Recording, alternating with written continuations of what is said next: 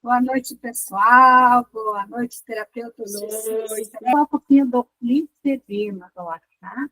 Eu vou compartilhar com vocês aqui. Vou compartilhar aqui na tela aqui com vocês. O linfedema e a disbiose intestinal. Tá? Então, vamos falar o que é o linfedema e os estágios do linfedema, tá? Então, vamos falar sobre linfedema. Um minutinho, vamos ver se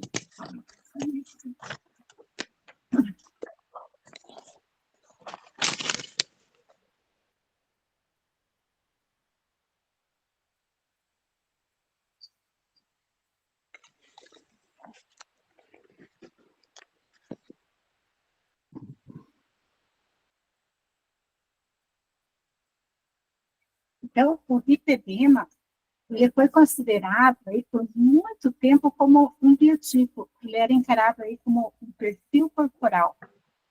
Parecia assim, tipo, sempre parecia com a mãe, a filha parecia com a mãe, em termos de gordura no corpo, né? Sem uma clara associação entre a gordura e os sintomas apresentados a essas mulheres. Então, esse tipo de corpo, ele parecia transformar ao longo dos anos, sendo interpretado como parte natural do processo de envelhecimento. No entanto, vamos compreender que o lipedema é como uma doença crônica, ele amplia o acesso dessas mulheres aos cuidados multiprofissionais necessários. Então, o que é o lipedema? O lipedema ele é conhecido como a síndrome da gordura dolorosa. É uma síndrome de Halley. Ele é caracterizado pelo depósito desproporcional da gordura nos membros em relação ao tronco. Esse acúmulo de gordura, ele ocorre principalmente nos membros inferiores, embora também possa ocorrer de forma isolada nos membros superiores em associação desse com os inferiores. É interessante que nós observar que essa doença, ela poupa mãos e pés. Ela dá só na parte inferior e na parte superior. Algumas pessoas, elas parecem nos pés também. Eles incham os pés, né? Mas a característica é mais o tronco, né? Então, ela é uma gordura normal. E ela tem sinais que serão descritos aqui nas próximas etapas, né? Eu quero mostrar para vocês aqui que o linfedema ele tem o linfedema e tem o linfedema. Né? O linfedema, são crucial para a avaliação, a diferença neles. Eles podem ser confundidos com o diagnóstico também associado ao linfedema. Então, o linfedema afeta principalmente as mulheres. A obesidade e o linfedema pode ocorrer também em ambos os sexos. Então, é mais raro nos homens, mas existe o linfedema também para os homens. Né? Então, tem para as mulheres, mas muitas mulheres têm essa doença, né? Ela não é curada, tá? Ela só é tratada, alivia os sintomas, mas muitos homens também podem ter esse tipo de problema. Né? E vamos falar um pouquinho sobre como nós podemos avaliar aí, e diagnosticar o lipedema. Então, o lipedema, ele é prioritariamente clínico e depende do conhecimento e da experiência do profissional de saúde que avalia o paciente. Então, é importante ressaltar que o diagnóstico precoce ele é crucial, pois demora no reconhecimento da condição pode resultar na progressão para estágios mais avançados da doença. Então, se demorar, pode prejudicar a pessoa mais ainda, né? Então, por isso é importante ter um diagnóstico logo no começo, né, dessa doença, né, que manifesta aí no corpo. E quais que são os sinais e sintomas do lipedema? Então, há um acúmulo de gordura bilateral e simétrica, principalmente nas áreas do glúteos, quadris e coxas, né?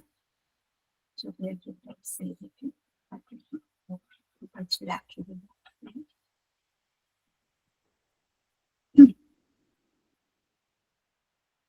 pouquinho para compartilhar aqui de volta.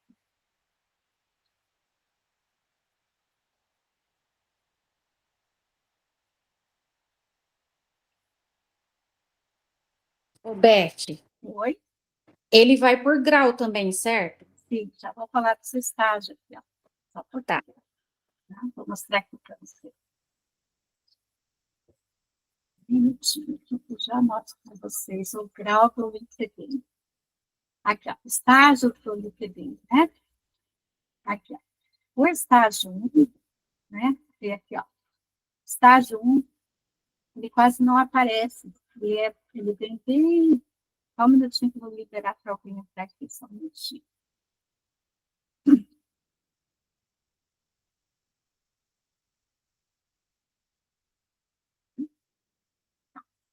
Então, tem os estágios do LinkedIn, né? Então, tem estágio 1, estágio 2, estágio 1, estágio 2, estágio 3 e estágio 4 do LinkedIn. Vocês vão poder observar de lado também. Deixa eu só pegar aqui, deixar aqui para vocês. Aqui. Então, o estágio 1, vou falar do estágio 1 para vocês, tá?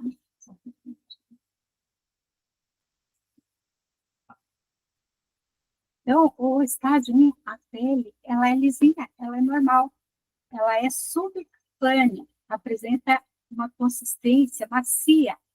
Porém, quando você faz uma massagem, você desliza a mão sobre a pele, você vai notar pequenos nódulos, bolinhas, como se fosse um colar de pérola. Então, o estágio 1, vocês estão vendo aí, tem a pele lisa, é só quando toca, vai sentir que ela tem esse LTB. Já no estágio 2, no estágio 2, a superfície da pele ela é mais uniforme, a pele passa a ser irregular e é um pouquinho mais dura. Quando você toca, ela é um pouquinho mais dura. Ao deslizar a mão sobre a pele, a gente sente aí nódulos maiores, então chamados de lipoesclerose. É comum a gente se confundir com a celulite. Então, a partir desse estágio, a resposta ao tratamento já começa a ser mais desafiadora. Né? Já no estágio 3, ocorre a deformação lobular da pele. A pele começa a criar dobras, pois se torna significativamente mais plástica e forma aventais. As deformidades da pele são mais visíveis sem manipular a pele, os nódulos. Você vê a olho, né? A olho nu, não precisa nem tocar na pele para você ver os nódulos de gordura. Eles são maiores e irregulares, ou seja, de tamanhos variados. Além dos nódulos, podemos apalpar áreas de fibrose como se fossem cicatrizes.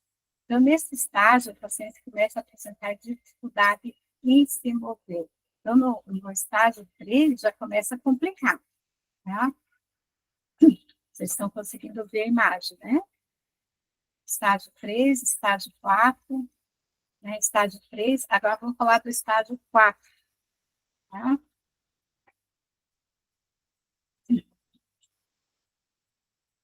Então, a estágio 4 apresenta a deformação lobular de toda a pele e nódulos grandes associados à esclerose subcutânea e da pele. E são todas as manifestações, tem todas as manifestações do grau 3. É um grau de maior severidade, associado com o linfedema. Muitas confundem com o elefantismo, né? Então, esses nódulos, eles dói. Então, se a pessoa toca, dói. Mas, geralmente, ele aparece mais em uma perna do que na outra. Né? Então, ele tem uma deformidade. Ele aparece, você vai perceber no cliente que tem uma perna que tem mais. Ó. Pode ver aqui, ó,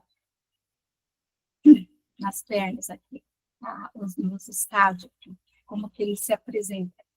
Né? Então, o linfedema, ele é uma doença que não tem cura, mas ele tem tratamento para aliviar essa dor, né, que a pessoa sente, esse incômodo. né? Então, vamos falar um pouquinho mais sobre o linfedema aqui. Aqui.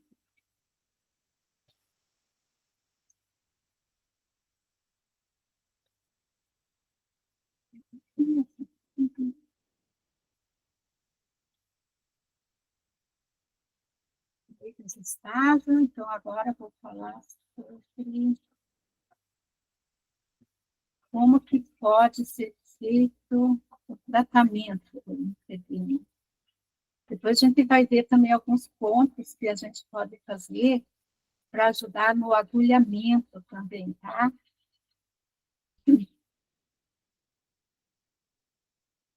Então, o linfedema, ele começa no intestino, tá? Então, existe um problema que todas as doenças, né, todas as doenças, elas começam no intestino. Então, por isso, a gente vai ter que ter um cuidado especial com o intestino, né? Então, existem tratamentos como massagem, drenagem, né, para diminuir a retenção de líquidos. Mas existe também chás, né, e alimentação que a pessoa pode fazer para cuidar desse problema, né? Então, eu vou falar um pouquinho para vocês sobre o chás, o que a pessoa pode fazer, chás e alimentação, que vai combater aí esse inchaço, né? Então, as técnicas, você vai melhorar o intestino, né? Essa técnica que eu vou passar para vocês, e reduz o inchaço e a gordura abdominal. Deixa eu só descompartilhar aqui com vocês.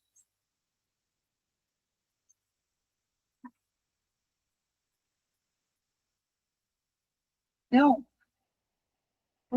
vamos ver aqui que tem alimentos e chás, né, que vão ajudar a diminuir o inchaço, porque esse inchaço ele é um problema muito comum, muitas vezes causado por uma digestão lenta, retenção de líquidos, inflamação intestinais.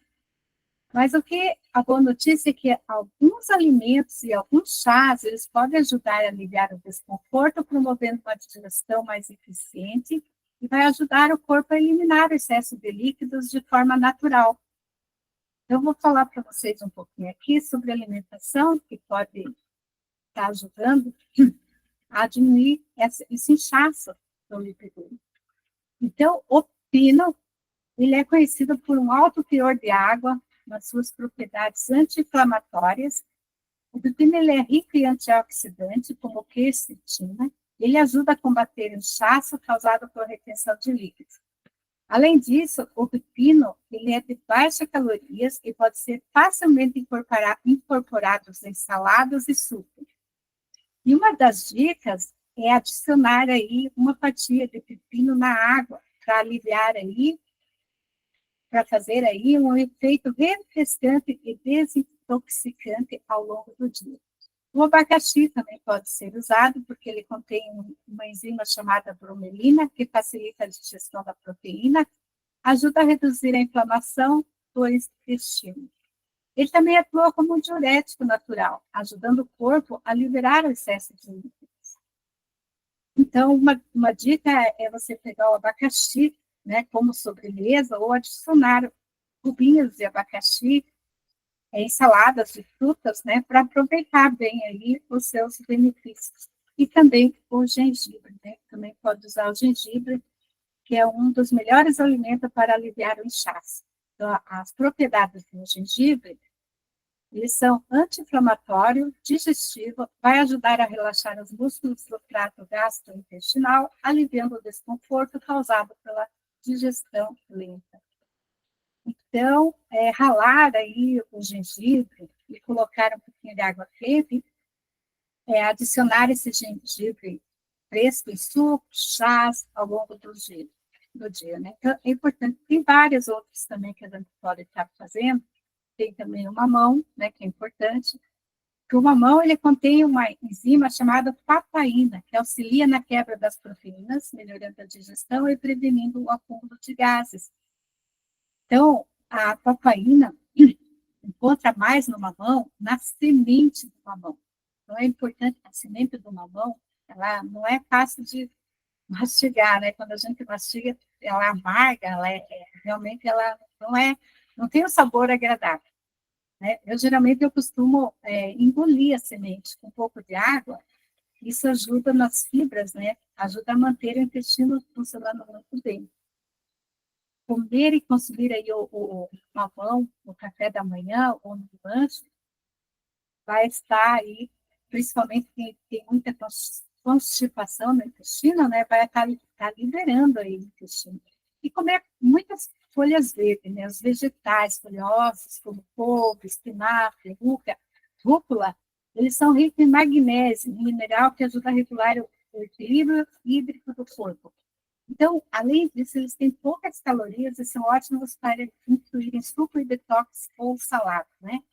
Então, adicionar aí sucos verdes, né? Fazendo suco verde, adicionar folhas, né, verdes, vai fazer um suco refrescante, né? A gente depois vai passar para vocês aí também umas receitinhas de sucos verdes que vai ajudar aí também a ajudar no intestino, né?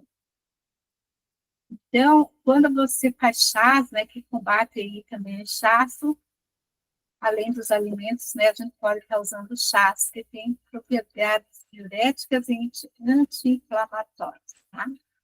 Então, eu vou passar aqui uns 2 chás para vocês, mas tem muitos outros. Depois eu mando um e-book para vocês, um PDF, né, com os chás, com os alimentos aí que eu estou falando, e mais alguns, para ajudar aí. Então, o chá de hortelã, ele pode aliviar os sintomas de digestões e gases, pode ajudar a relaxar os músculos do estômago, favorecendo uma digestão mais eficiente.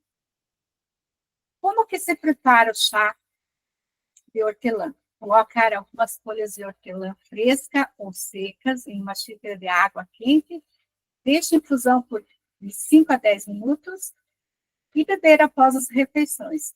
E o de gengibre, o chá de gengibre, ele não só reduz o inchaço, como também melhora a digestão e alivia as náuseas, né?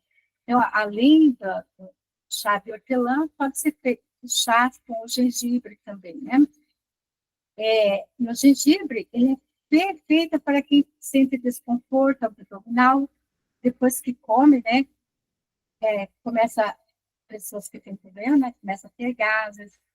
Então, é importante ralar um pedaço de gengibre fresco, colocar uma água quente, deixar dar uma leve fervida por 10 minutos, depois você deixa esfriar, né? E adiciona limão e mel a gosto.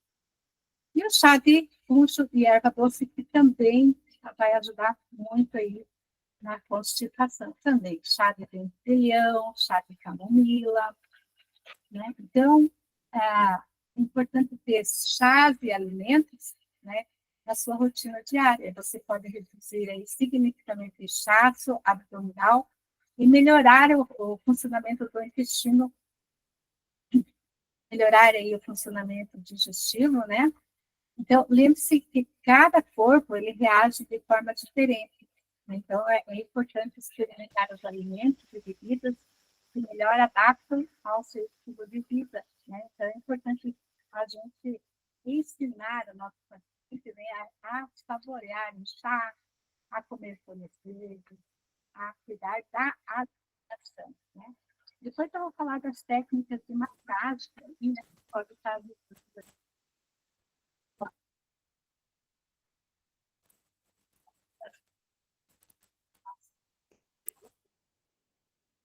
Abaixou o volume do seu áudio. Não estou ouvindo também.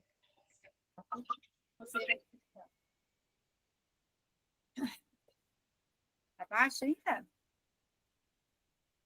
Agora estou ouvindo. Está ouvindo? Então, tá bom. Então, depois eu vou falar um pouquinho para vocês sobre a massagem, a drenagem, como que pode ser feito, tá? O Beth, só uma observação. A gente que estuda medicina chinesa, a gente tem orientação que geralmente esses lipedemas, né, linfedemas, é uma disfunção do baço pâncreas e do rim, certo? Sim, certo. Que seria inviável sucos verdes, né? Sucos verdes, exatamente. Então, depende muito da avaliação da gente que trabalha na medicina chinesa, indicar o suco verde ou não. Exatamente. Porque não é regra, né? Exatamente. É a mesma coisa com o agulhamento, né? A gente tem que fazer o diagnóstico do nosso cliente para ver qual o tipo, né, qual o tipo de alimento que a gente pode estar passando para ele, né? Porque às vezes faz bem para um, não faz para o outro, né? É verdade, porque geralmente é disfunção, é deficiência desses órgãos, né? E a deficiência, o suco verde ele não é indicado em nenhum momento. Então, assim, como é que a gente tem várias pessoas? Eu não sei se todo mundo é da medicina chinesa, né? Eu não sei como que é essa turma aqui, se é uma turma mesclada de pessoas que já está misturado, né? Tá misturado. Nem todo mundo estudou medicina chinesa. Então aí esse raciocínio para a gente que é da medicina chinesa é meio só uma colocação minha, tá? Certo. Mas nós vamos ver aqui que na disbiose intestinal, né, eu quero passar um videozinho para vocês, por que a disbiose, como que a disbiose intestinal, ela ataca o linfedema, como que tem relação, né, com o linfedema. Deixa eu só ver aqui onde está esse videozinho que tem aqui. Eu quero ver se eu faço para vocês verem.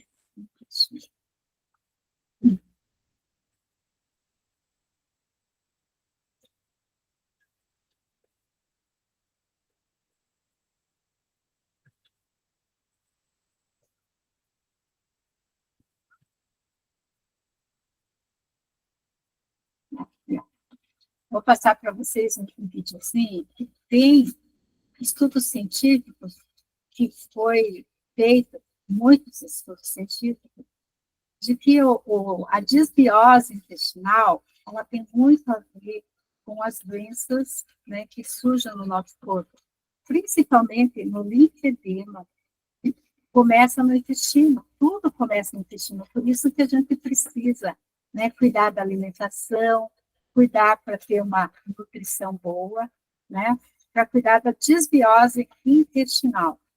Então, eu quero passar um videozinho para vocês aí, para ver quando surgiu isso. Um pouquinho.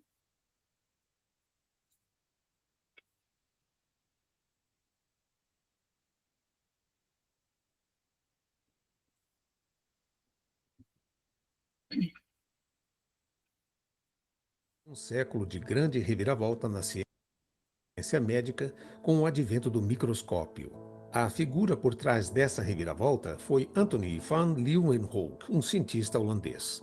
Embora a invenção inicial do microscópio seja muitas vezes atribuída a Galileu, foi Anthony van Leeuwenhoek.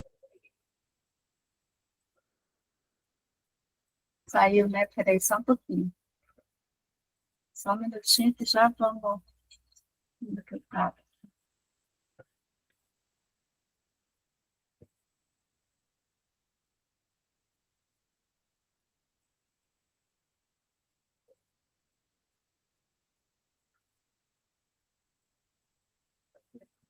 Só um pouquinho que eu estou pegando o vídeo aqui de volta.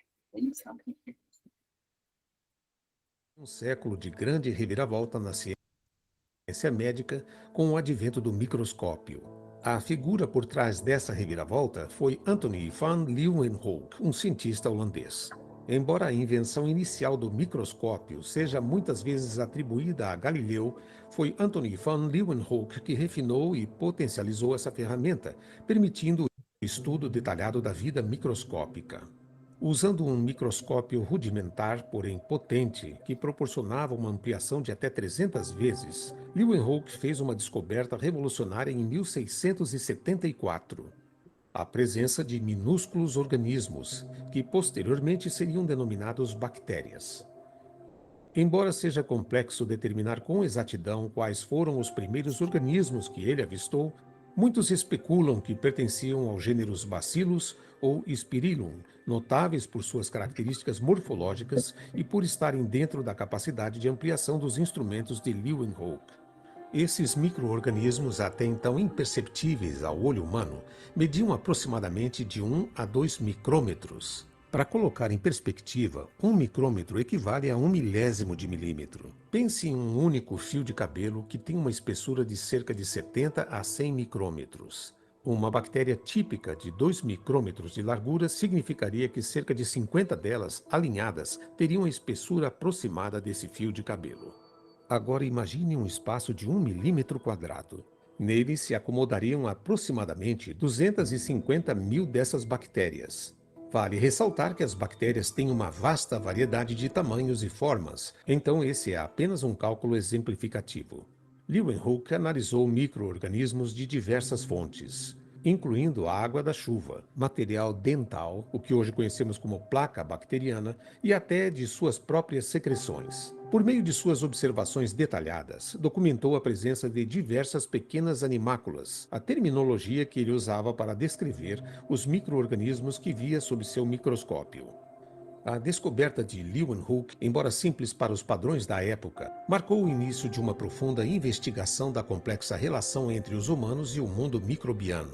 Essa incrível descoberta mais tarde foi complementada pelo trabalho de Robert Hooke, que aprimorou o microscópio. No entanto, foi a observação inicial das bactérias que desencadeou um interesse profundo no estudo desses minúsculos seres e seu impacto na saúde humana. O legado de Leeuwenhoek não se limitou à sua época. Suas observações deram início a estudos subsequentes que revelaram a vastidão e a diversidade do mundo microbiano, tanto ao nosso redor quanto dentro de nós. Hoje reconhecemos o papel crucial que os micro-organismos desempenham em nosso organismo. Eles não apenas estão associados a doenças infecciosas, mas também executam funções vitais, como auxiliar na digestão, produzir vitaminas e neurotransmissores e regular o sistema imunológico. Funções estas que anteriormente eram inconcebíveis. A janela para o invisível aberta por Leeuwenhoek continua a iluminar nossa compreensão da vida e do complexo funcionamento do corpo em conjunto com esses microseres vivos. Com o avanço das técnicas e da tecnologia, cientistas foram capazes de isolar, cultivar e estudar micro-organismos em detalhes ainda maiores. Louis Pasteur e Robert Koch, por exemplo, solidificaram a teoria dos germes, demonstrando que doenças específicas eram causadas por micro-organismos específicos. Estima-se que trilhões de bactérias, além de vírus, fungos e outros micro-organismos, vivem em harmonia conosco com uma concentração particularmente alta em nosso sistema digestivo. Mas como expandimos nossa compreensão sobre a vasta variedade de micro-organismos que coexistem em nossos corpos? Imagine tentar conhecer uma cidade inteira apenas olhando as pessoas da praça principal. Assim era o estudo dos micro-organismos do corpo antigamente. Os cientistas precisavam cultivá-los em laboratório, limitando-se a uma pequena amostra de toda uma população microbiana presente em nós. Muitos desses habitantes do nosso corpo não aparecem na praça do laboratório. Então, o que fazer para observar todos os habitantes? Foi aí que entrou em cena uma técnica revolucionária que redefiniu completamente o nosso entendimento: o sequenciamento genético. Atuando como uma espécie de satélite, o sequenciamento genético nos permite visualizar a cidade inteira. De repente, não estávamos mais olhando só para a praça central. Podíamos ver todas as ruelas, becos e casas escondidas. Com esse novo olhar, descobrimos uma incrível diversidade de habitantes microbianos em nosso corpo, muitos dos quais nunca tínhamos visto antes. O sequenciamento genético teve suas raízes na década de 1970. Essa técnica permitiu aos cientistas decifrar a ordem exata dos nucleotídeos, as letras do DNA, em um fragmento de DNA. Isso pode parecer técnico, mas imagine poder ler cada página de um livro letra por letra para compreender a história completa. Em 1977, o bioquímico britânico Frederick Sanger desenvolveu o método Sanger de sequenciamento, uma abordagem que viria a se tornar o padrão ouro para a decodificação do DNA. Sua contribuição foi tão significativa que ele foi premiado com o Prêmio Nobel de Química em 1980. Em 2007, um grande avanço veio com o lançamento do Human Microbiome Project, um projeto ambicioso que uniu cientistas do mundo todo para mapear os micro-organismos em diversas partes do nosso corpo. Contudo, a importância dos micróbios intestinais já era reconhecida desde a década de 1970, graças às primeiras técnicas do sequenciamento genético. Em particular, o intestino sempre foi um foco primordial de pesquisa, pois abriga a mais diversa e numerosa população de micro-organismos do nosso corpo. Em 1996, o Dr. Michael Gershon apresentou ao mundo uma perspectiva revolucionária sobre o intestino, chamando-o de segundo cérebro. Esse termo se refere a uma rede complexa de neurônios presentes em nosso sistema digestivo, conhecido como sistema nervoso entérico. E, embora esse segundo cérebro não formule pensamentos ou sonhos como o cérebro em nossa cabeça, ele tem uma grande influência em nossa saúde mental, nossas emoções, comportamento, humor e diversas funções cerebrais. O interessante é que o sistema nervoso entérico pode operar de forma autônoma, sem a necessidade de instruções do cérebro. Mas isso não significa que trabalhem de forma isolada. Há uma comunicação bidirecional entre o segundo cérebro e o cérebro principal. Essa comunicação é feita através de uma série de neurotransmissores, dos quais o mais notável é a serotonina. Curiosamente, cerca de 90% da serotonina do corpo, um neurotransmissor frequentemente associado ao humor e bem-estar, é produzida no intestino. O revolucionário trabalho do Dr. Gershon esclareceu a profunda interação entre nosso sistema nervoso entérico, o segundo cérebro, e a diversificada comunidade de micro-organismos que habitam nosso intestino, a microbiota. A descoberta central é que essa comunidade não está lá apenas para ajudar na digestão. Eles são, de fato, produtores ativos de substâncias químicas que afetam nossa mente e nosso corpo.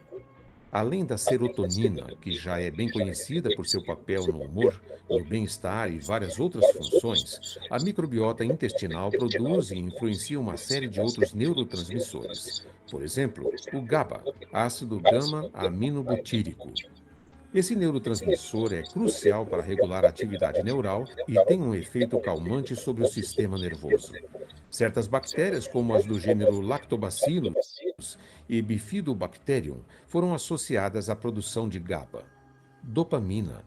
Associada ao prazer e à recompensa, algumas bactérias intestinais têm a capacidade de produzir esta substância, que pode influenciar o comportamento e as emoções. Ácido acético. Produzido por certas bactérias intestinais, esse ácido pode ter um efeito protetor sobre o cérebro, reduzindo a inflamação. Estes são apenas alguns exemplos. A complexidade da microbiota intestinal e seus inúmeros produtos metabólicos significam que ainda há muito a ser descoberto sobre suas interações e efeitos. E é claro que, a partir das pesquisas do Dr. Gershon e de muitos outros na área, é que perturbações ou desequilíbrios na microbiota podem ter consequências amplas. Essa descoberta abriu portas para muitas investigações sobre como o intestino pode influenciar condições neurológicas e psiquiátricas, desde a depressão até doenças neurodegenerativas. No entanto, é importante lembrar que a conexão entre o intestino e o cérebro não se limita apenas à pesquisa do Dr. Gershon. Em 1976, dois renomados cientistas, Michael Braunstein e Joseph Goldenstein, que mais tarde seriam reconhecidos por seu trabalho em colesterol e metabolismo lipídico, descobriram que o intestino era uma fábrica de neurotransmissores, reforçando a ideia de que nossa saúde mental e emocional está intrinsecamente ligada à saúde do nosso trato gastrointestinal. O trabalho conjunto desses cientistas lançou as bases para a compreensão mais profunda de como o intestino influencia nosso bem-estar e abriu caminho para estudos subsequentes sobre a importância da microbiota intestinal na modulação de nosso humor, apetite e saúde mental em geral. Mas antes de falarmos sobre a relação entre a saúde intestinal e as doenças mentais, é fundamental entender o que é disbiose. A disbiose refere-se a um desequilíbrio na composição da microbiota intestinal, onde bactérias benéficas estão em menor número em relação às bactérias potencialmente prejudiciais. E o que causa a disbiose? Para compreender isso, é preciso primeiro visualizar o intestino como uma espécie de ecossistema. Cada micro-organismo ali presente tem sua dieta preferida e, assim como nós, prospera ou enfraquece com base no que come. Os alimentos que ingerimos diariamente influenciam diretamente a composição dessa comunidade. Por exemplo, quando consumimos alimentos in natura, ricos em micronutrientes essenciais, estamos não apenas nutrindo nosso corpo, mas também criando um ambiente propício para as bactérias benéficas. Essas bactérias têm a capacidade de metabolizar e, em alguns casos, até sintetizar micronutrientes, aumentando sua biodisponibilidade para o nosso organismo. Além disso, um estilo de vida ativo que promova uma boa oxigenação celular potencializa esses benefícios e proporciona um suporte ainda maior para a diversidade e saúde de nossa microbiota. É crucial entender que, enquanto a saúde de nosso intestino é indiscutivelmente um fator-chave, a complexidade das condições mentais e comportamentais não se resume a uma única causa. O que é cada vez mais evidente nas pesquisas é que a saúde do nosso cérebro está ligada à saúde do nosso segundo cérebro, o intestino. Quando buscamos soluções para os crescentes problemas de saúde mental, não podemos restringir nosso foco apenas ao cérebro.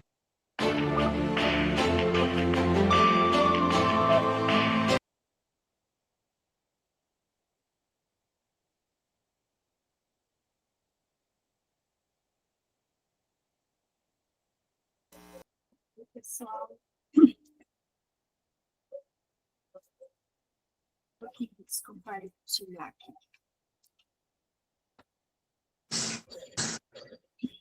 Seja bem-vinda, Fátima. Então, passei aí um videozinho para vocês entenderem um pouco sobre a desbiose intestinal, né? Então, todas as doenças, né, foi comprovado cientificamente de que ela começa no intestino, né? Começa no intestino.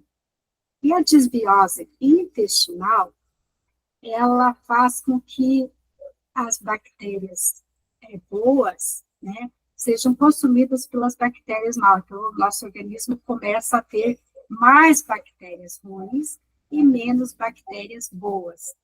Então, quando a gente trata o intestino, né, através da alimentação, através de chás, né, tudo isso vai ajudar com que a gente possa renovar as bactérias boas, né, para que a gente tenha mais bactérias boas do que bactérias ruins. Então, a desbiose intestinal, ela ocorre em todas as pessoas, principalmente quem tem uma má alimentação, quem não cuida aí, da parte do intestino, ela acaba tendo essa desbiose, né?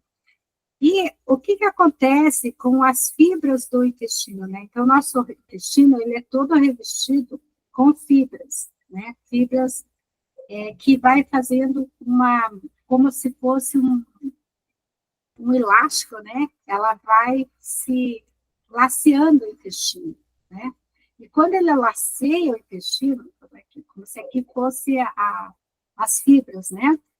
Ele vai laceando e é por onde passa as toxinas e acaba indo para o nosso organismo, quando tem muitas bactérias ruins, quando aumenta essa desbiose, né? Então, a gente precisa consumir aí alimentos que ajudem, alimentos e probióticos, né? Que vai ajudar a fazer com que o nosso intestino tenha mais bactérias boas do que bactérias ruins. E o lipedema, ele também tem esse problema de ter começado através das bactérias, né? As bactérias ruins. Por isso que uma boa alimentação, a gente orientar o nosso paciente para que ele tenha uma boa alimentação, para que ele possa cuidar através de trabalhar aí o lado mental, né, que é a ansiedade, cuidar fazendo exercícios, e também os tratamentos que a gente faz, né? Pode ser feito massagem, já vou passar para vocês, pode ser feito agulhamento distal, pode também, mas vou mostrar os pontinhos aqui que vocês podem estar trabalhando no agulhamento distal, né? Vou compartilhar com vocês aqui, para vocês verem sobre o... Deixa eu ver aqui. Qual que são os pontinhos que vocês podem usar aqui no distal.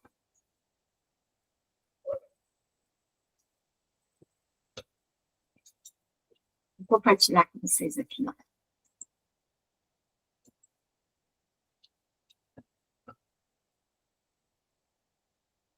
Lógico que tem que fazer aquela anamnese bem quietinha, ver quais são os canais que estão comprometidos, né? Para que a gente possa tratar, né? Então, aqui, ó, o pontinho do estômago no distal, bem no meio do joelho, aqui, ó, do ladinho do joelho, na parte externa, tem um pontinho, que é o E36, que é o estômago, né? Esse é um dos pontinhos da distal que a gente pode estar usando para o agulhamento, tá? Nós temos também o E25, que é aqui, ó. Só que vocês sabem que a gente não faz o agulhamento nessa região, certo? Vocês sabem que no distal tem a parte superior, a parte inferior. Vamos ver se eu consigo pegar aqui para mostrar para vocês. No distal. Só um minutinho que eu vejo aqui, tá? Tinha deixado aberto, mas acabou fechando. Só um minutinho que eu vou buscar aqui para vocês. No agulhamento distal, como que a gente faz? A gente sempre agulha somente nas partes inferior, braços, pernas, né? Um pouquinho.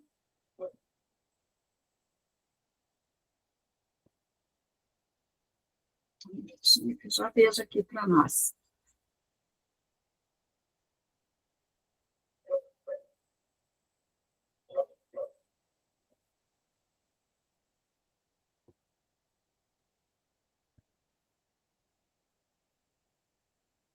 Aqui.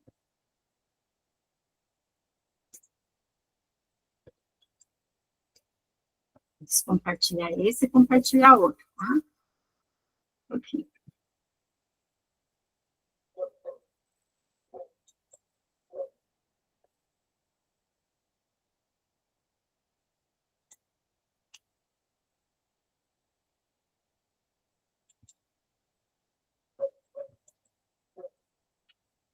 Vou compartilhar. Só um pouquinho.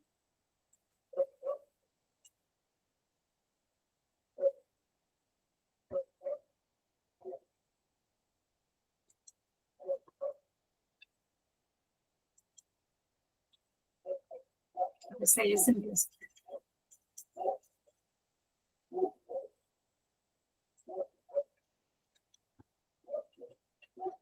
Vamos agora falar sobre a região abdominal, certo? E aí, como a gente sempre vem batendo na tecla com vocês, a gente tem que identificar quais são os canais que passam por essa região, pela queixa do nosso paciente. Então, quais são os canais que passam na região abdominal? Esse em azul aqui é o vasoconcepção, certo? É que passa pelo centro da região abdominal ali. Ah, meu paciente está com a dor bem no meio do meu abdômen, né? Sei lá, 3 dedos acima do umbigo. É vasoconcepção, o nosso diagnóstico ali. A identificar qual é o canal, independente se é um tumor, se é uma pancreatite, se é uma diverticulite, se é uma constipação, se é Enfim, pessoal, o nosso diagnóstico é baseado nos canais, tá certo? Não se prendam aos diagnósticos da medicina ocidental, tá certo? A gente não está trabalhando com a técnica da medicina ocidental. Então, o nosso diagnóstico é esse daqui. Ao lado do vasoconcepção é o canal do rim. Qual é a distância dele, Felipe? 0,5 zoom, ok?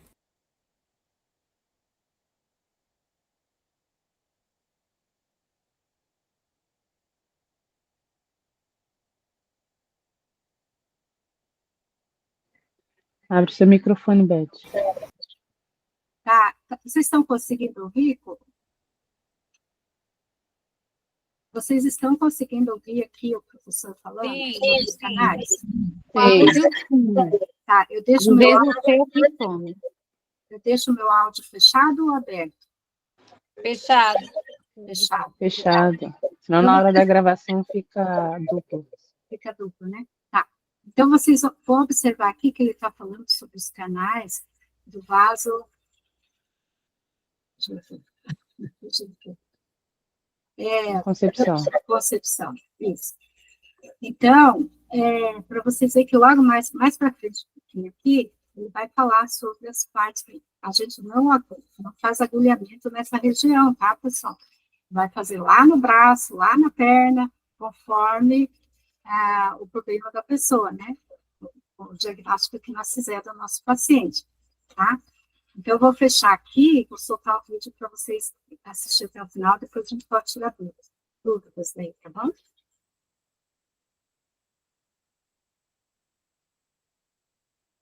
Do vasoconcepção.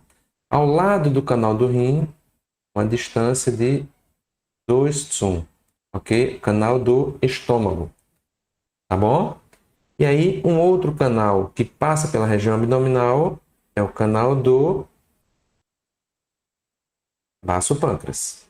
Esse verde aqui, ó, é 4 tsum de distância, tá bom? Então, são os principais: vasoconcepção, rim, estômago e baço pâncreas. Independente de qualquer queixa do nosso paciente, é um desses canais aqui da região abdominal, um desses canais que está comprometido. E a questão da correspondência entre estruturas, né? Lembrando que a nível de umbigo está aqui, ó, nível do cotovelo, tá certo? Nível de cotovelo. Ficou claro? Então, por exemplo, o paciente está com a dor acima, na relação de imagem aqui direta, tá? Se a gente está com a dor acima do umbigo, uma forma de a gente estar estimulando é acima do braço aqui. Concorda comigo? Mas se eu estou com a dor abaixo do umbigo, eu posso estar estimulando o antebraço aqui, tá? Mas eu também posso estar utilizando aqui na imagem do outro lado uma relação inversa, né? Eu estou com a dor acima do umbigo, eu posso estar pegando aqui, ó, o meu antebraço. Como se eu tiver com a dor na região abaixo do umbigo, tá? Na região abdominal, abaixo do umbigo, ou de um lado ou do outro, a gente pode estar pegando aqui a região do braço. Ou seja, o que eu quero dizer com isso, que a gente tratando o braço ou antebraço, a gente vai estar tratando a queixa do nosso paciente do mesmo jeito. Tudo bem? Eu gosto mais de estar utilizando o antebraço. É uma região mais fácil, né? Mais acessível. Tem que estar pedindo para o paciente ali levantar a blusa, enfim, a manga, né? Mesma coisa é para a perna, tá bom? Vou mostrar para vocês também. Mesmo raciocínio. Para a perna, mesma coisa. Para o membro inferior, a mesma coisa, né? Região do umbigo está equivalente à região do joelho, certo? Então, se a gente pegar uma queixa do nosso paciente do lado acima do umbigo, podemos estar estimulando, ó, a coxa aqui, não é isso? Abaixo do umbigo, podemos estar estimulando a perna.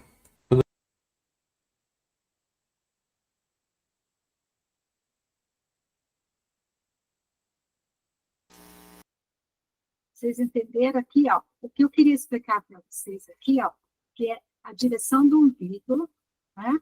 Que é o canal E25 do estômago, né? Bem na direção do umbigo aqui, ó, o estômago.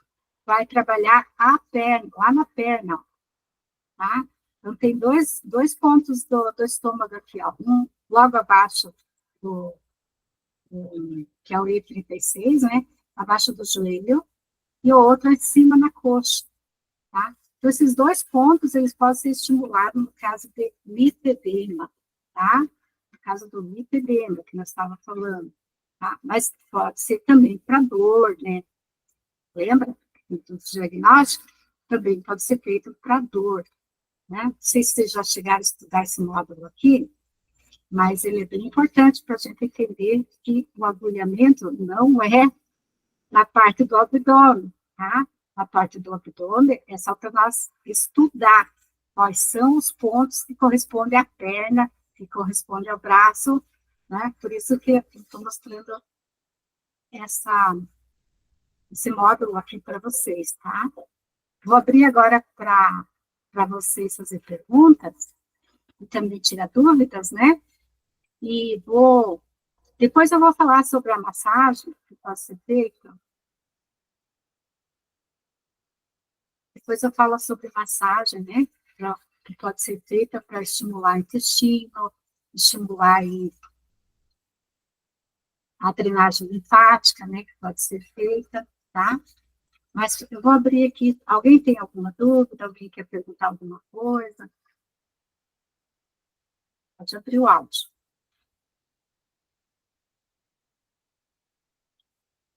Vocês entenderam sobre o lipedema?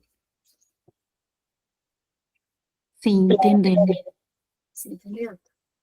Alguma pergunta? Não. Também não.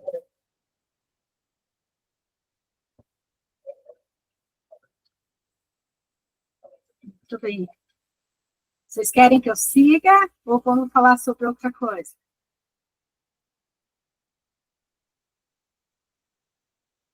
Vocês querem ouvir falar sobre a massagem? Pode ser a massagem? Pode fazer? Pode. Ali foi falado sobre o agulhamento, mas depois vocês podem estudar mais esse módulo ali, que é o módulo onde que diz aula 251, canais do abdômen, tá? Vocês podem estudar ali, que ali ajuda bastante a gente entender sobre os pontos que passam na parte superior e inferior do abdômen, que vai ajudar aí para vocês também tratar outros tipos de dor, como dor abdominal, refluxo, né? Quando a pessoa vem com uma dor no estômago, vocês podem estudar esse canal aqui, esse módulo aqui, tá? Então, uma dor generalizada, pessoas que têm muito refluxo, né? Tudo isso vocês podem estudar aqui, nesse módulo. O agulhamento distal. Tá bem? Então, deixa eu ver sobre a massagem.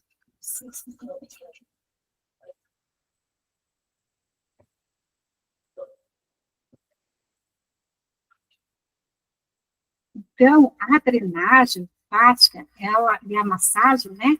Elas são poderosas aliadas na luta contra o inchaço abdominal e retenção de líquido. E a pessoa que tem lipedema, ela tem muita retenção de líquido. E essas técnicas, ela ajudam a estimular o sistema linfático. Ele é responsável por eliminar as toxinas e o excesso de líquidos no corpo. E ajuda a pessoa a relaxar os músculos, né, promover uma melhor circulação no corpo.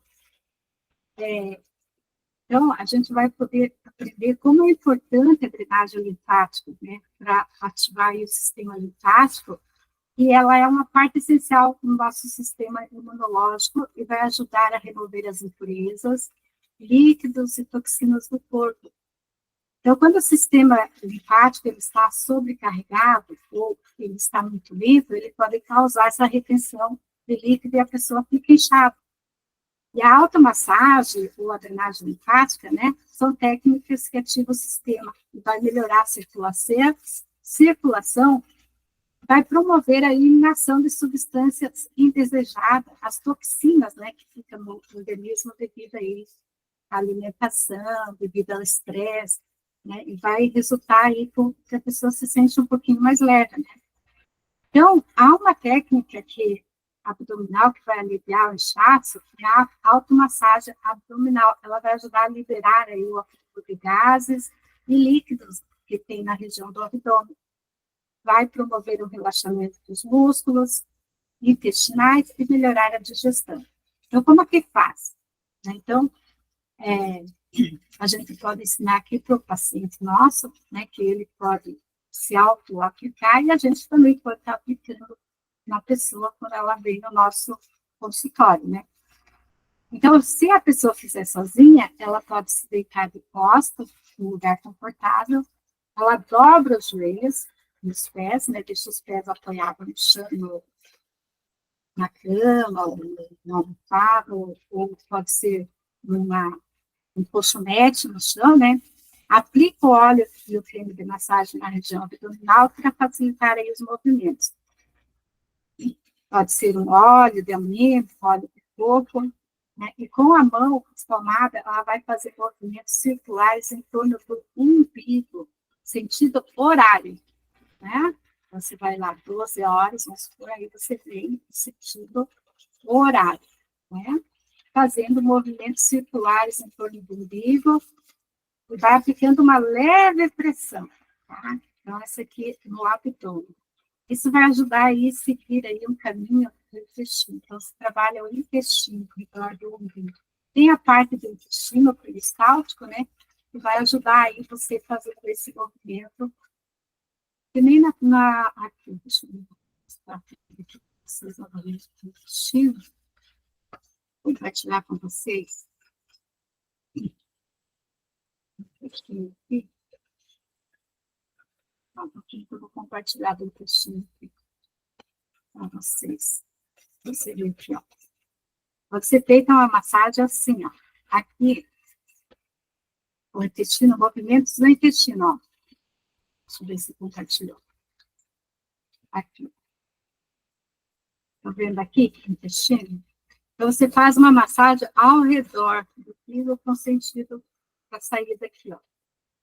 Você que é massagista, você que toca no seu paciente, você pode fazer esse movimento horário, né? Então, você vai pegar no intestino, como se fosse 12 horas ali, né? E vai fazer uma leve massagem com óleo, né? Que você começa, não sei se vocês conseguem ver minha seta aqui, ó. O intestino começa aqui do lado esquerdo, ele sobe um pouquinho e depois ele desce no sentido anal, né? Então, você vai fazer essa massagem ao redor do umbigo, que é ao redor estimulando o intestino. Fazendo essa massagem, o intestino ele libera as toxinas através do intestino, tá? Então, essa é uma massagem abdominal que você pode estar fazendo no seu paciente ou se automassagear, né? Fazendo uma aplicação de automassagem, né? Também pode ser feito, né? Então, pode ser feito por 5 minutos, prestando atenção nos pontos onde você sente mais tensão. Geralmente, quando a gente faz essa massagem, a gente sente o intestino, às vezes, mais duro, mais não se movimenta ali. E se você fizer uma massagem suave, você vai ver que logo, logo começa a desmanchar, né? Aquela bolha fecal que às vezes está ali no intestino, né? Então, mas tem que ser uma pressão leve e movimento circular. E qual que é o benefício dessa massagem? Ela vai estimular o fluxo intestinal, vai reduzir gases, né, para pessoas que têm muito gases, vai melhorar a digestão e alivia a sensação de inchaço. Vai fazer com que, através da urina, né, essa líquido também seja desincha, né, e vai ajudar a desinchar o intestino também, né. Então, são movimentos suaves que você pode fazer para aliviar essa sensação de inchaço.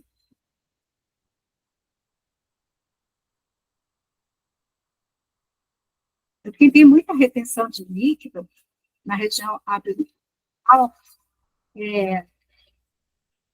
só um pouquinho que eu vou ajudar a abrir aqui para o pessoal entrar, só um minutinho. Permitir que o pessoal está entrando ainda. Sejam bem-vindos. Então, essa massagem no abdômen vai ajudar aí na parte intestinal, né, do nosso cliente, fazendo com que libere gases, libere intestino, né, quando você faz essa massagem suave ao redor do umbigo. Deixa eu ver mais aqui alguma coisa, mais algumas coisas aqui que eu vou passar para vocês.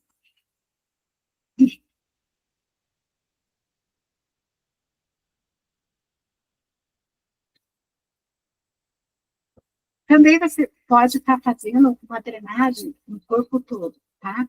Então, além de focar no abdômen, a gente pode fazer uma drenagem linfática em outras partes do corpo, como nas pernas, nos braços. Onde tiver retenção de líquido, né, a gente pode ajudar a diminuir esse inchaço corporal de uma maneira global, né? Você pode pegar na parte das pernas, começando nas pernas com movimentos bem suaves, nessa linda panturrilha, e você vai fazer movimentos suaves, deslizando em direção à coxa, né? Então, você pode fazer isso, pegar suas mãos aqui, ó, né? E vai levando movimentos suaves, vai em direção à coxa. Então, usar a mão para empurrar os líquidos de baixo para cima, sempre de baixo para cima com leveza. Então, continuar os movimentos na parte superior, você começa na panturrilha, depois você vem para a parte superior, em direção à virilha. Né? E essa região da virilha, ela tem muitos gânglios linfáticos, eles estão localizados em pontos que vai ajudar a eliminar esse líquido. Então, quando chegar no ponto da virilha, você faz movimentos suaves, assim, tá? Assim, de leve, né? Vai liberar os líquidos. Então, começa na panturrilha, né? E vem trazendo suavemente. Você pode fazer movimentos assim, tá? Também levando, né, o líquido, tá? Como você pode pegar e ir bombeando, né? Até a altura da virilha. Na virilha você vai bombar, tá? Então, movimentos suaves assim, tá? Nos braços, começa pelos pulsos, né? Então, você vai pegar no pulso em direção às axilas, sempre movimentos suaves, né? Aqui a gente também tem um ponto, né, que você pode estar massageando levemente aqui, tá? Então, você vai trazer, uma técnica de massagem, mas bem suave. E vai trazer, né, esse movimento, não sei se vocês conseguem ver aqui no braço, né? Até abaixo da axila e vai bombar, abaixo da axila, tá? Vai aliviar a sensação, né, do peso nos braços, no caso nas pernas. Você pode fazer também no pé, quando você, se você estiver se automassageando, você pode fazer nos seus pés, sentada, pode passar um creme e deslizar, né, a mão suavemente. Então, na automassagem, né, você pode fazer para aliviar a tensão, uma maneira de liberar as tensões musculares, para melhorar a circulação. É um método bola de calo, que chama. Esse método ajuda a soltar os músculos abdominais tensos que podem ser pressionados nos órgãos internos, causando inchaço. Como fazer isso? Então, a pessoa deita de barriga para baixo com uma bola, né, colocada suavemente embaixo do abdômen, na área logo abaixo da costela. Então, usa o seu corpo para pressionar a bola contra a área abdominal, mantendo a pressão leve e suave. E respira, né? Inspira profundamente, move-se lentamente sobre a bola, né? Faz um exercício com a bola, em cima da bola, tá? E essa tensão muscular, ela também vai dar uma boa aliviada nessa área. Quando você estiver sentindo desconforto ou tensão, você vai permanecer por alguns segundos em cada ponto. Então, fazendo essa massagem com a bola, eu pego uma bola, deito em cima, isso aí é automassagem, tá? E faz essa massagem de 5 a 10 minutos, né? Então, você vai massagear o seu abdômen com uma bola. Ele vai liberar aí tensões musculares, abdominais, e melhora a circulação e ajuda a relaxar essa área intestinal. Outra coisa é beber bastante água ao longo do dia para ajudar o corpo a eliminar as toxinas e evitar a retenção de líquido. Então, a gente pode ver várias coisas. Em outra aula eu explico melhor para vocês sobre massagem, que eu vou fazer mais figuras, né? Hoje eu não preparei com material de massagem, né? Estou falando aqui. Então, vocês querem tirar dúvida agora? Querem aprender um pouquinho? Vou descompartilhar aqui para vocês tirarem dúvidas para a apresentação. Aí, pessoal, tudo bem?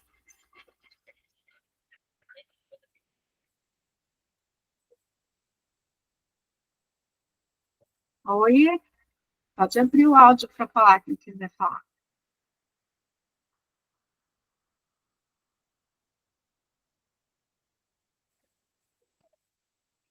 Oi, Beth. Boa Oi, noite. boa noite. Que aula, hein? Gostou? Gostei. Interessante. Então, a massagem, ela vai ajudar bastante a aliviar quem tem linfedema, que é um inchaço, e onde toca na pessoa, essa parte da pessoa que tem linfedema, ela dói, é muito doído, sabe?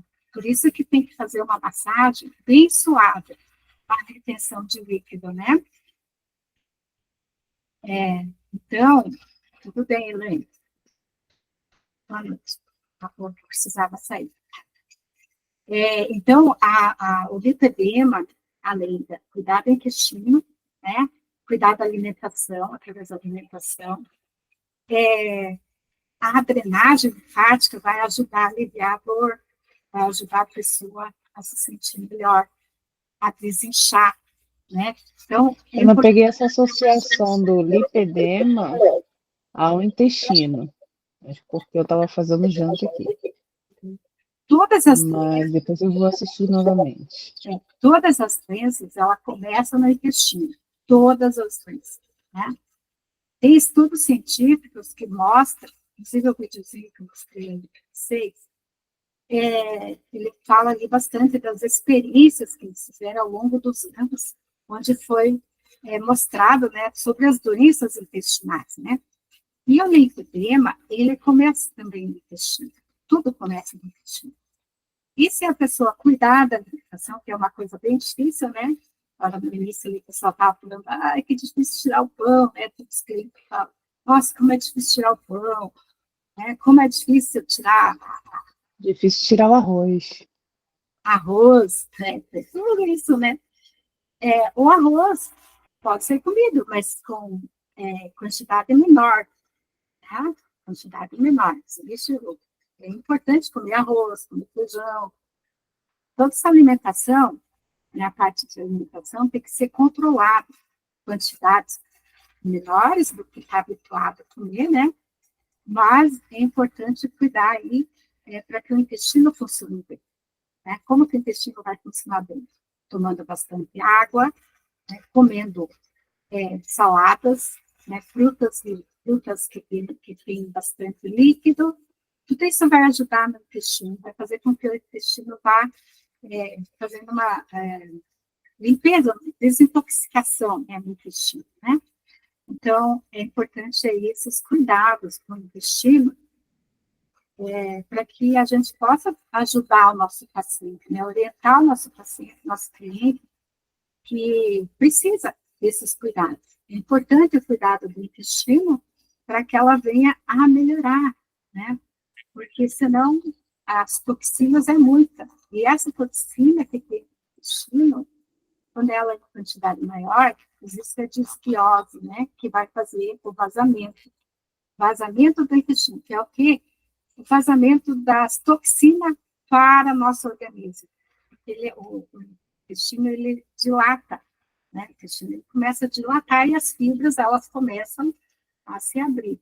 Também, as fibras do intestino, e as toxinas começam a passar por aí, né? E onde vai causando vários tipos de doença, não só o lipedema, né? Vários tipos de doença vai causando aí através do intestino. Né? Então, é importante a gente estar cuidando, né, através da alimentação, da água, chás, do suco, né? Então, é importante isso aí. É muito legal essa associação de tratamentos que você trouxe, né? Sim, isso aí vai ajudar bastante vocês quando pegar uma paciente, né? Porque vocês vão ver, tanto no agulhamento distal pode aparecer, como mais nas massagens, mais na drenagem, mais para quem é massoterapeuta, né? Que está já acostumado a lidar com massagem, com drenagem, surge, para mim já apareceu muita gente assim. E aí é fazer aquela boa anamnese, né? Para ver realmente qual é os canais que a gente pode trabalhar ali e pegar, não precisa nem agulhar, é só pegando os pontinhos. Na parte na parte do abdômen, pode ser trabalhado a massagem pegando os pontinhos, tá? Então, a gente pode pegar com a nossa mão mesmo, né? Pode ser feita a massagem no abdômen. Aí você sabe onde está o canal do vaso superior, né? E você vai massagear ali naquela direção do estômago, né? Você pode estar fazendo isso também. Certo, Eu pessoal? sei que no agulhamento distal, no método de equilíbrio, né, tem um método de equilíbrio global. Isso é uma coisa que o Felipe fala bem superficial, né? Ele foca muito na dor. Mas nesse método distal, ele tem esse método de equilíbrio, né? Ele vem desse método de equilíbrio, né? Sim. Para trazer esse equilíbrio global, independente do sintoma ali. Principalmente para esses casos onde a gente não consegue pontuar um local de dor, como o intestino, né? Como o estômago. Mas como ele não passou isso no curso, né? E eu ainda não fiz os outros cursos que eu quero fazer. Tem bastante módulo para ser feito, né? Eu também estou estudando aí. Não, o curso do Felipe eu já vi tudo. Estou estudando. Já vi mais 4 vezes tranquilo. Né? Mas como o grupo está surgindo muito sobre lipedema, né? Sobre dor intestinal, então a gente vai trazer sempre algum problema de saúde, né? E vai trabalhar alguma coisa dos pontos distal. Aí vai de vocês também trazerem as perguntas para aquele o que vocês têm dificuldade, para a gente entrar na aula ali e junto a gente estudar, tá? Para a gente poder ver o que realmente a gente pode estar falando aqui, né? Eu trouxe... Sim, tirei muita dúvida com ele lá na imersão. Você foi no E foi onde ele foi em Recife. E aí foi onde ele falou um pouco sobre esse método, esse equilíbrio global, né? Mas foi uma pincelada muito rápida, porque o foco dele é realmente a dor. Você sabe qual é o módulo? Equilíbrio global? Então, esse método que ele ensina, ele é método de equilíbrio. É Balance Method, em inglês, né? O nome original. E aí ele nomeou como agulhamento distal, mas vem desse método de equilíbrio, onde tem a Adriana Hiromoto, que ensina, e tem o outro, Henrique ensina também. Eles ensinam o método equilíbrio total, não só para dor. Isso é ótimo. Não? Isso é É. ótimo, porque a gente pode usar em vários sistemas, né? Onde realmente a pessoa tem a necessidade, né? É importante isso aí, sim. Né? Então, tá bom. Só que eu ainda não peguei essa parte, vou pegar. Pois é, eu queria ver qual que era esse módulo aí. Esse eu não tenho. Não tem no curso dele. Não tem no curso dele? Aonde que tem esse da Adriana? De quem mais? Adriana e do Henrique ensina. O curso da Adriana está 2.200, foi o último lançamento que ela fez. 2.200. E esse do Henrique ensina é 600 e pouco, 700 reais. Tá, mas é a Adriana o quê? Sabe? Não, ela Adriana Hiromoto.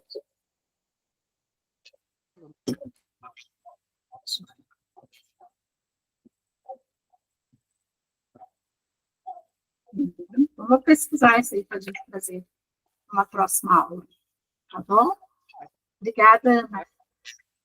Mais alguém quer comentar alguma coisa? Ou a Adriana também? A Ana? Tchau, Beth. Te agradeço.